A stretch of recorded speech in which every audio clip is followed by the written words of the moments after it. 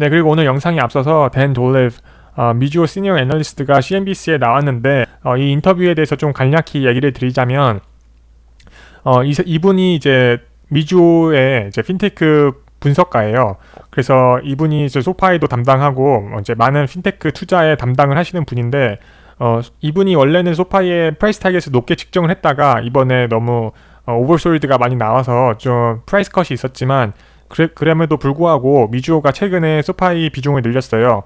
미주호가 큰 이제 투자 은행은 아니어서 비중이 그러니까 금액은 크지 않지만 그래도 비중은 뭐 2배 이상 늘었기 때문에 많이 늘렸다고 볼 수가 있고 이분이 이제 간략히 하는 얘기는 이번에 핀테크 시장에서 이제 주식이 너무 많이 오버솔드 됐다. 특히 성장주 핀테크 하에서 너무 많은 주식이 오버솔드가 됐고 로빈후드가 가장 큰 예라고 나옵니다. 그래서 이번 인터뷰에는 소파이 얘기는 많이 없어요. 근데 전체적인 핀테크 시장에 대해서 얘기를 이제 하고 계시고 이분이 하시는 말은 이제 코로나 때 분명 큰 성장이 있었던 건 맞다. 로빈후드도 원래 코로나 때 큰 성장이 있었다가 코로나가 끝나는 시점에 이제 유저수가 줄고 갑자기 성장이 둔화돼서 갑자기 주식이 크게 오버솔드가 있었잖아요. 그리고 이제 금리 인상 문제도 성장주 문제와 엮이면서 하락이 있었지만 이제 로빈후드가 앞으로도 지속적인 성장이 보여줄 것이냐에 대한 질문에 계속 지속적인 성장이 있을 것이다. 단기적으로 하락했을 뿐 성장은 지속될 것이다.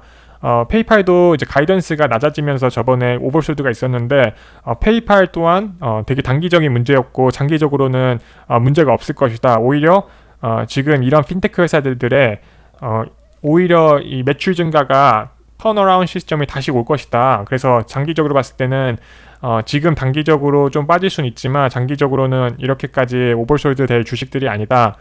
그래서 로빈후드도 단기적인 프라이스 타겟은 20불이라고 보고 있고 지금 로빈후드가 14불 정도에 이제 위치해 있는데 소파이와 마찬가지로 이제 로빈후드도 그렇고 이제 20불까지는 이제 무난히 갈 수 있다 이렇게 보고 있습니다.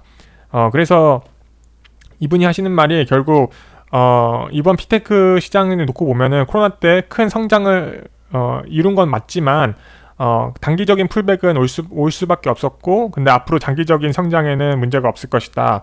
그런데 좀 안 좋게 보는 게 오히려 비자와 마스터카드를 좀 안 좋게 본다고 합니다. 그 이유가 물론 코로나 때 이제 사람들이 직접적으로 이제 캐시를 들고 왜냐면 이제 위생에도 안 좋고 하니까 카드를 많이 쓴 건 사실이지만 보통 5년치의 성장을 이번 연도에 다 이루었다고 해요. 비자와 마스터카드와 성장률이. 그래서 되게 의미있게 바뀐 건 맞지만 앞으로의 핀테크 시장은 그렇게 크레딧 카드에 의존할 수 있는 시장이 아니다. 다른 턴어라운드가 있을 것이다. 이렇게 말을 하고 있습니다. 그래서 뭐 지금 로빈후드도 그렇고 소파이도 그렇고 페이팔, 스퀘어 다 이제 크레딧 카드는 비자와 마스터카드를 이용하고 있는데 이제 비자 마스터카드의 크레딧 사용량은 좀 안 좋게 될 수도 있다. 뭐 그렇게 평가를 하셨습니다. 그래서 앞으로는 이제 비자 마스터카드 크레딧 회사의 핀테크의 성장이라기보다는 지금 우리가 보고 있는 로빈후드나 뭐 소파이나 페이팔 뭐 이런 회사 이런 핀테크의 성장률이 더 많을 것이다. 네, 이렇게 간략히 얘기가 나왔습니다. 네, 오늘 마켓이 전체적으로 좋은 반응을 보였고 기술주를 위주로 해서 좋은 반응이 있었습니다. 그 이유는 아마 애플의 어닝이 있었고 여러 가지 앞으로 그 기술주에 대한 어닝들에 대한 기대가 높아지면서 네, 좀 반등이 일어나고 있는 것 같아요. 제가 예전에 이제 저번 영상에서 이제 나스닥의 트렌드 라인을 그렸고 트렌드 라인에서 이제 이 트렌드 라인으로 가지 않을까 했는데 다행히도 이 12,800 구간까지는 오지 않았고 제 최저점이 한 13,000 부근까지만 이제 거기서 지지를 하면서 2주 연속 상승하는 그림을 그리고 있습니다. 그래서 데일리로 보시면은 제가 저번 영상에도 말씀드렸듯이 완전한 이제 반등 시그널이 나오려면 이제 이틀 연속으로 볼륨이 증가하면서 강한 반등이 나와야 되는데 일단은 시작은 좋은 것 같아요. 그래서 앞으로 며칠을 더 지켜봐야겠지만 오늘이랑 그리고 그저께 저번 주에 이제 있었던 이번 반등은 꽤나 좀 긍정적인 반등이라 볼 수 있습니다. 이것의 반등의 가장 큰 이유였던 거는 아무래도 애플의 어닝이 큰 작용을 했던 것 같아요. 그래서 앞으로 상황이 좋지 않아질 수도 있지만 애플이 이제 가이던스도 좋게 제시를 하고 사실 마이크로소프트도 어닝이 괜찮았어요. 그래서 앞으로 나올 구글, 이제 아마존의 어닝에 대해서 좀 기대치가 높아지는 상황인데, 그것 때문에 지금 나스닥도 그렇고 기술주들도 그렇고 조금씩 좋은 반응을 보이고 있는 듯 합니다. 그래서 아직은 이제 나쁜 뉴스들이 언제든 또 나올 수가 있기 때문에 상황은 더 지켜봐야겠지만, 만약에 이번 반등이 지속적으로 이어져서 일주일 이상 이어진다면 이번 조정을 좀 이제 방어적으로 이제 조정에서 벗어나고 이제 주식들이 반등할 수 있는 그런 신호라고 볼 수 있을 듯 합니다. 제가 이번에 또 담으려는 주식들이 몇 가지가 있어요. 그래서 제가 클라우드플레어는 계속해서 담으려고 해요. 왜냐하면 클라우드플레어 역시 볼륨이 이틀 연속 증가를 했고 여기서 되게 의미 있는 반등이 나왔어요. 그래서 클라우드플레어 같은 경우는 제가 사려는 이유는 일단 숏 인트레스트가 많지가 않아요. 그래서 10% 이하고 거의 5% 이하죠 지금.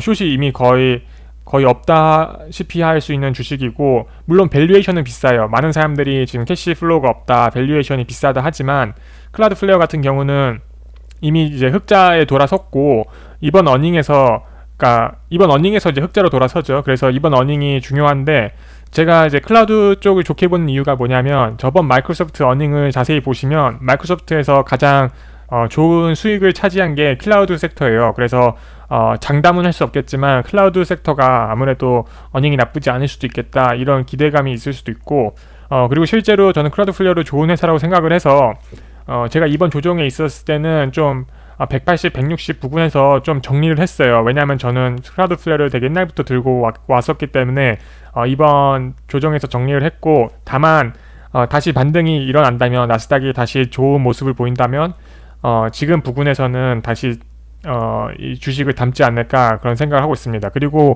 시중에 나와 있는 물량 역시 2억 5천 주로 지금 전체에 나와 있는 주식의 비율에 비해서 그렇게 나쁘진 않아요. 그래서 이미 인스티튜션 오너십이 높은 주식이기도 하고, 시중에 나와 있는 물량이 그렇게까지 높진 않기 때문에 이제 흑자로 돌아서는 이제 트랜지션에 놓여 있는 회사이기 때문에 좀 담을만 합니다. 근데 단점은 역시 이번 어닝이 만약 좋지 않게 나오거나 아니면은 이제 밸류에이션 높은 주식이기 때문에 좀 그거는 주의해야 된다 보고 있습니다. 그리고 또 이번에 볼 주식이 지금 많은 분들이 소파에 되게 많이 떨어졌잖아요. 저는 사실 좀 걱정스러웠던 게, 사실 이 12불 부근에서 지지를 못 받고 떨어졌었어요. 정말 숏이 엄청나게 이때 많이 들어왔는데, 그래서 10불 근처까지 떨어졌죠. 그래서 저는 사실 소파이가 15불, 14불 근처, 13불 근처 이상 떨어질 수 있다 보지 않았었어요. 예전에 제 영상을 보시면 아시겠지만, 저는 소파이를 아무리 못해도 뭐 13불까지는 보고 있었는데, 왜냐면 저가 평단이 한 16불 부근대여서 이제 더 주식을 팔지 않았고, 이렇게 오를 때도 트림을 하지 않았어요, 소파이 같은 경우는. 왜냐하면 내려가도 더 주식을 사는 한이 있더라도 이 주식은 들고 가겠다, 이런 마인드였고, 그것 때문에 이번에 트림을 하지 않았는데 역시 뭐 주식은 역시 한치를 예상할 수 없을 만큼 엄청난 쇼과 엄청난 볼륨이 있었어요. 그래서 소파이 같은 경우를 보시면 지금 뭐 마켓캡 15 빌리언 달러 이하인 주식에서 거래량이 상위 5위권 안에 듭니다. 거의 뭐 AMC, 뭐 밈 주식으로 불릴 만한 정말 많은 리테일 인베스터들에게 사랑받고 있는 주식이고요. 그래서 어떻게 보면 헤지펀드들에게 타겟이 되었었고, 그렇기 때문에 많은 리테일 인베스터들이 고생했던 주식이라 보실 수가 있습니다. 그래서 아직까지 헤지펀드들에게는 소파이가 그냥 리테일 인베스터들이 사랑하는 주식, 뭐 아직 펀드멘탈을 말하기에는 이른 주식이라 이렇게 보는 것 같아요. 그래서 정말 많은 리테일 인베스터들, 그리고 이제 레딧의 그런 영향 때문이런지 10불까지 떨어졌었고, 근데 오늘 이제 반등이 나오면서 볼륨도 꽤 지속적이게 강한 볼륨이 나오고 있고, 어떻게 될지 봐야 될 것 같아요. 소파이 같은 경우는 저는 좀 주식보다는 콜옵션을 위주로 들고 갈까, 장기 콜옵션 한 2023년 콜옵션 정도를 보고 있습니다.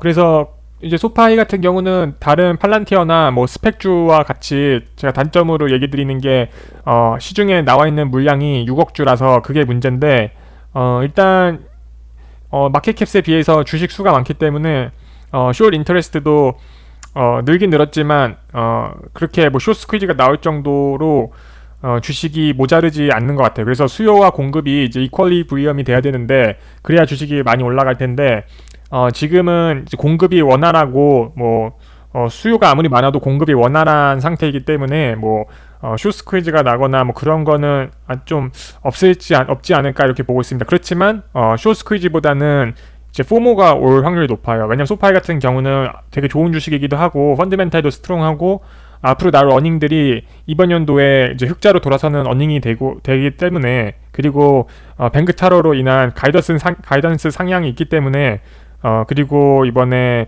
학생 그 대출금까지 해서 여러 가지 호재들이 나와 있잖아요. 그래서 모든 게 이제 가이던스 상향으로 흘러갈 텐데, 이제 가이던스 상향이 된다면 이번 어닝에서 좀 좋은 결과가 있을 것이다 이렇게 보고 있습니다.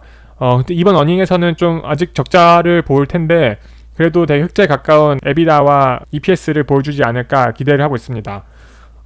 최근에 이제 소파이 같은 주식의 이제 뉴스를 보면, 최근에 이제 소파이 같은 경우는 이제 미주호에서 최근에 주식을 많이 늘렸고요. 그리고 또 유의미한 좀 소식은 이제 여기 인사이더 액티비티에 가보시면 이제 앤토니 노로 CEO가 또 주식을 많이 늘렸어요. 그래서 보시면은 앤토니 노로가 옵션을 엑세큐트 했죠 이번에. 그래서 10만 주 이상을 옵션을 엑세큐트를 했고, 제가 보기에는 이 옵션 엑세큐트이 주식을 이제 공짜로 받는 건 아닌 것 같아요. 왜냐면 이제 공짜로 받는 주식 같은 경우는 이렇게 디스포지션을 하지 않을 텐데, 아마 마켓 가격에 얼마 정도 할인을 해서 추가로 살 수 있는 것 같아요. 그래서 앤토니 노토가 주식을 10만 주 이상 늘렸고, 그렇지만 이제 텍스나 여러 가지 문제가 제기되면서 5만 주를 덜어냈어요. 그래서 텍스랑 라이빌리티 때문에 이제 10만 주를 사면 5만 주를 도로 내놔야 돼요. 팔아야 돼요. 그래서 앤토니 노로가 주식을 살 때 보면은, 옵션을 살 때 보면 항상 저번에도 10만 주를 사고 5만 주를 털어내고 이런 식으로 했는데, 그래도 총 주식이 지금 총 주식이 280만 주가 되면서 전체 이제 소파의 주식의 2% 이상을 차지하고 있어요. 그래서 앤토니 노토가 이번 계기에 주식을 엄청나게 많이 늘렸다 이렇게 볼 수가 있습니다.